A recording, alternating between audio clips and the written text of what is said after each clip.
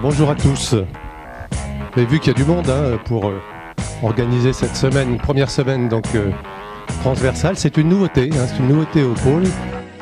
Je vais vous demander donc d'avoir des idées de service.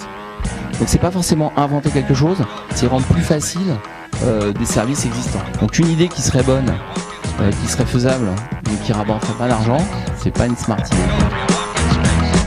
Mélange ingénieur, élève marketeur, élève designer, multimédia, etc. Quand on se mélange, qu'est-ce qu'on est capable de faire? Qu'est-ce qu'on est capable de faire de plus?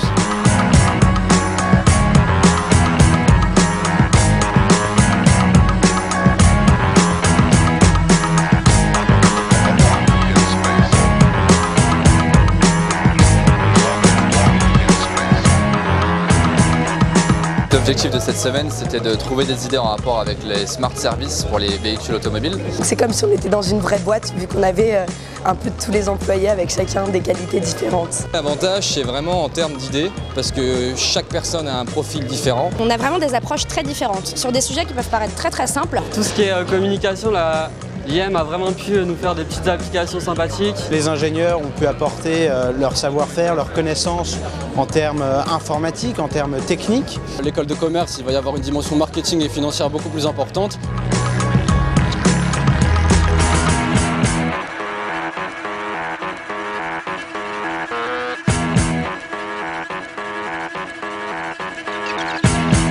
J'étais très surpris par le degré de sophistication de nombreux projets. Ensemble, ils font vraiment des choses vraiment de haut niveau.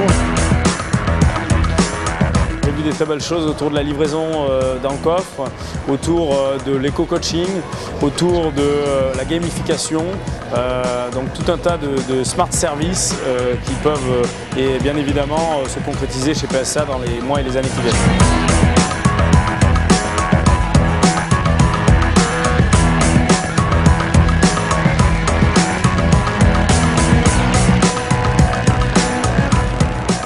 L'objectif de la semaine, c'était de se coller à un challenge sur lequel on travaille nous depuis 3 ans. Nous, on leur demandait de le faire en 4 jours. Donc c'était un sacré challenge qu'ils ont relevé et je peux déjà dire qu'ils ont réussi. Je leur dis bravo, vous avez déjà personnellement réussi un truc pour vous-même.